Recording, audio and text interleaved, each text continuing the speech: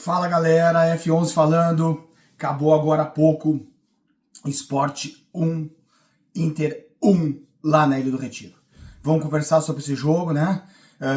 Vamos falar sobre o que aconteceu, como é que foi o jogo, como é que o Inter se propôs para o jogo, como é que se desenrolou essa partida, né? E também as expectativas do Inter agora daqui pra frente, né? Então vamos trocar essa ideia. Antes de mais nada, eu peço aí para você já deixar o seu like, deixa o seu like aí, clica no like, não custa nada, ajuda bastante aqui no trabalho do canal. E também faça sua inscrição, se você não é inscrito, faça sua inscrição, se inscreva aqui no canal, venha pra cá, venha fazer parte das Good Vibes Coloradas, onde a gente enverga, mas não quebra.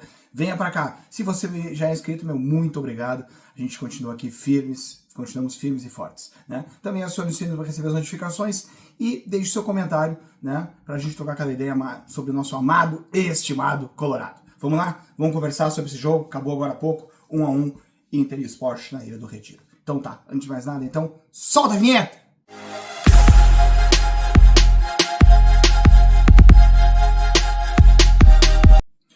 Então, galera, é isso aí. O Inter apenas empatou com o Sport Recife, lanterna do Campeonato Brasileiro. 10ª rodada do Brasileirão, o Inter jogou fora de casa e, em razão do jogo de quarta-feira, um jogo decisivo, né? O último jogo da fase classificatória da Libertadores, o Inter vai receber o Bahia no Beira-Rio, né? E somente um dos dois vai conseguir se classificar para a próxima fase da Libertadores. O Inter tendo a vantagem do empate jogando em casa, né? E diante disso, dessas circunstâncias, o Inter optou por entrar com um time praticamente reserva, né? Não foi exatamente o time que eu mencionei aqui no pré-jogo, né? O Inter entrou com o Bernabé na lateral esquerda, eu achei que entraria com o Ramon, né? O Bernabé inclusive jogou toda a partida, né? Então era um titular. O Aguirre também, esse eu já previa, né? O Aguirre incansável, o Aguirre eu acho que tem mais jogos aí na sequência no Inter, o Aguirre também saiu jogando, né? Aí na zaga saiu jogando, não com o Rojas, o Cleito Sampaio e o Juninho, e no meio de campo abriu com o Ronaldo, aí depois o Thiago Maia, isso como a gente estava mais ou menos prevendo, mas a gente tinha a ideia que entraria o Diego Rosa, que acabou nem entrando no jogo, né? Acabou nem entrando no jogo, o Diego Rosa, e aí o Tabata, né? O Oscar Romero, né? E o Inter acabou tendo o Ricardo Matias na frente. Eu achei que ia começar talvez com o Luca, né? E o Inter começou com o Ricardo Matias. Então teve esse posicionamento aí, essas peças dentro de campo, né? E aí o Gustavo Prado também, claro, aí começou o Gustavo Prado aberto pelo lado esquerdo, né? E o Inter, diante dessa circunstância, fez o mais do mesmo, né? O Sport realmente, com todo respeito ao Sport enquanto clube, né? É um clube aí dos maiores do Nordeste, com certeza, né? Mas a equipe do Sport hoje é muito fraca e não é à toa que ela está na última colocação do Campeonato Brasileiro sem nenhuma vitória, né? E diante desse Sport, o Inter começou com essa equipe que a gente acabou de nominar, né? Uma postura extremamente defensiva, aceitando um jogo do Sport, né?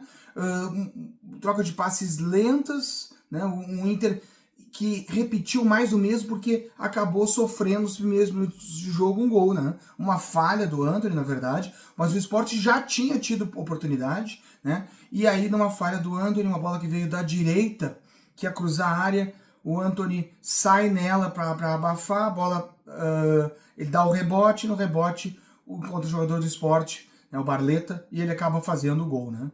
Então o Inter começa o jogo já perdendo. Quantas vezes a gente tem visto isso se repetir? Até eu digo, o Inter precisa sempre correr atrás, o Inter precisa receber um tapa, né, na cara, no jogo para acordar e para sair correndo atrás. Só que isso dificulta muito, né?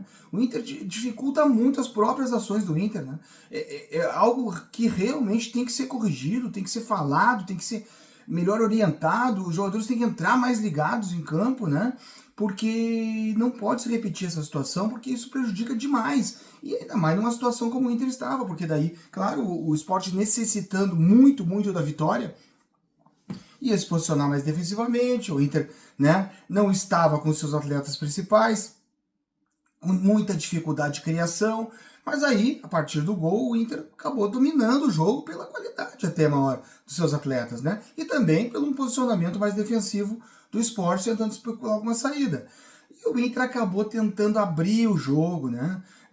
Tentou uma ou outra jogada pelo meio, mas não estava tendo sucesso. Então ele tentava abrir o jogo com o Tabata, o Bernabé também caía lá pela esquerda, o Gustavo Prado tentava infiltrar um pouquinho pelo meio, né? Tentando lá com o Ricardo Matias para fazer o pivô. Faltou o Oscar Romero, que é realmente, ele vem... O Oscar Romero, a gente percebe que ele tem muita qualidade, não é que ele já teve alguns lances decisivos aí no Internacional, né? Com uma qualidade de passe, de lançamento. Mas a gente percebe isso principalmente quando ele inicia o jogo, como foi o caso de hoje, que ele não tem intensidade necessária para o jogo, né? Ele às vezes aparece, surge, né? Mas a movimentação dele é num ritmo mais baixo, né? E ele acaba às vezes até armando algum contra-ataque e muito dessa dificuldade, eu acho, num contexto físico mesmo de intensidade de entrega para o jogo, né? Quem eu achei bem desde o início era o Thiago Maia, se movimentando bastante, dando opção para o passe, né? Dando uma qualidade ali, era pelo Thiago Maia e também pelo Bruno Tabata, mas o Bruno Tabata numa posição mais de lado, lateralizada no campo, né? Mas, e muito bem marcado, né? O Thiago Maia ainda tinha um pouco mais de liberdade de movimentação, pelo menos até a intermediária, e o Tabata tentava fazer jogadas, mas com muita a marcação dobrada em cima dele, ele com mais dificuldade, né? Então o Inter fez um primeiro tempo depois do gol de domínio, né? Mas sem levar muito perigo realmente à área adversária. Mas a gente percebia que o Inter tinha o domínio, tinha a posse da bola, né? E numa jogada ou outra então podia chegar ao gol. E assim no segundo tempo, já com a entrada do Vitinho no lugar do Oscar Romero, né? E aí sim, pode que posicionando um pouco o Tabata mais pelo meio, abrindo o Vitinho na direita, né? O Vitinho que entrou assim, me pareceu muito desembocado, né? É claro que ele tá voltando de uma lesão, voltando uma parada, mas foi perceptível que ele não conseguiu ter a vitória pessoal, né? Que é uma característica dele, 1 contra 1, a velocidade.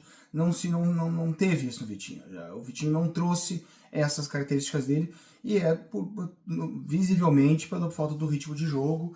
Isso só agora com um tempo maior para ele poder retomar esse futebol, né, com as suas características. De qualquer sorte, o Inter foi se posicionando mais para cima, né? Se posicionou mais para cima, com o Tabata pelo meio, o Thiago Maia trocando essa bola, e a bola então numa jogada consegue chegar aos pés do Gustavo Prado, né?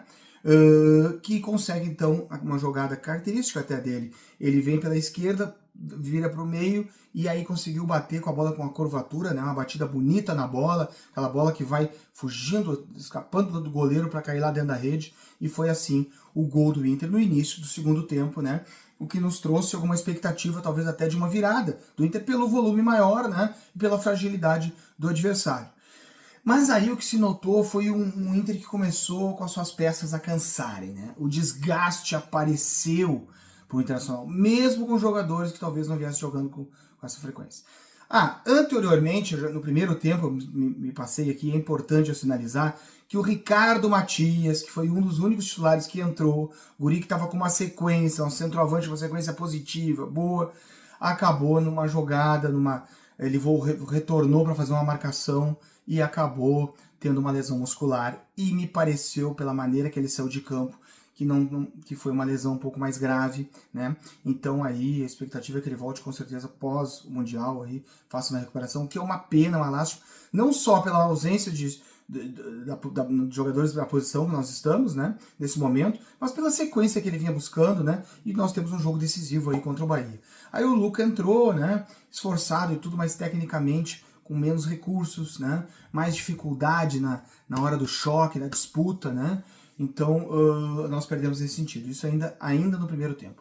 Mas voltando lá para o segundo tempo, após o gol do Gustavo Prado, aí fizemos algumas alterações. E aí, em virtude muito do cansaço, do desgaste, né? Então saiu o Tabata, saiu o Thiago Maia, né?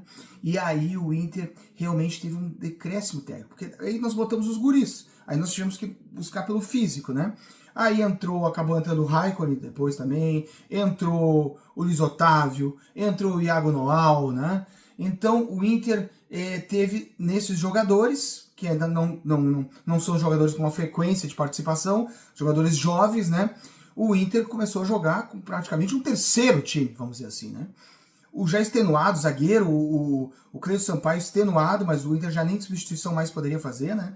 E fomos segurando, inclusive tivemos uma expulsão, né? Aí faltando uns 15 minutos para terminar a partida, o Ronaldo acabou numa dividida, indo por cima da bola, acabou acertando o jogador adversário, o árbitro foi no VAR e o Ronaldo foi expulso do jogo e o Inter acabou entrincheirado, né?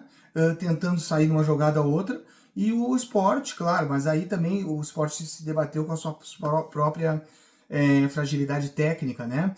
E acabou não conseguindo vencer. E aí o Inter teve na bravura dos seus jogadores, né? No espírito ali de luta, manter esse 1-1. E assim terminou a partida, 1-1, né? É um resultado ruim, porque o Sport realmente era um time, a princípio, vencível, superável, né? São 3 pontos fora de casa, né, que a gente podia computar, né? Só que o Inter acabou, pelo jogo contra o Bahia, abrindo praticamente a mão disso, mas ainda assim, com o time que foi em campo, poderíamos ter conquistado a vitória. É esse o crédito que eu tenho. Os jogadores abaixo demonstrou, assim, acho que o Inter, que realmente, em termos de grupo, a gente deixa a desejar, não é o que nós imaginávamos, não é o que a gente imaginava, né? A resposta do grupo quando foi chamado, né? Os jogadores reservas se mostrou muito aquém do que das nossas expectativas, e agora nós temos que ir para quarta-feira, regimentar forças, né? Eu vou ter a volta do Lapatrick, a volta do Fernando, né? Vamos ter jogadores aí importantes, o Wesley, né? Talvez agora não vai ter o Ricardo Matias, vamos ver, expectativa que talvez o Borré, o Carboneiro esteja à disposição. Também são possibilidades de acontecer, né? Mas é isso, jogo do Brasileirão, fizemos mais um ponto, por isso a gente, de certa maneira, ainda tem jogos para acontecer, mas não entramos lá na zona do rebaixamento, que não é nada a ser tão comemorado, mas pelo menos isso, né, diante do quadro, né, para a gente poder aí, nas próximas partidas do Brasileirão, após classificados da Libertadores, a gente realmente buscar pontuação e sair na tabela, voltar para disputar posições mais acima dentro do Brasileirão. Agora, galera, passado esse jogo, né, não foi bom, realmente nós deixamos pontos lá, né, e no final acabamos até, entre aspas, comemorando esse 1 ponto, o que demonstra o momento difícil que o Inter atravessa dentro do Brasileiro. Mas agora, quarta-feira, é Libertadores, virar a chave, são a força da torcida, todos ao Beira-Rio, para o Inter enfrentar o Bahia e se classificar para a próxima fase da Libertadores. E aí depois vamos dar a sequência, quem sabe retomar o futebol que o Inter já demonstrou nessa temporada. É isso, tamo juntos, continuamos juntos, sempre a vitória!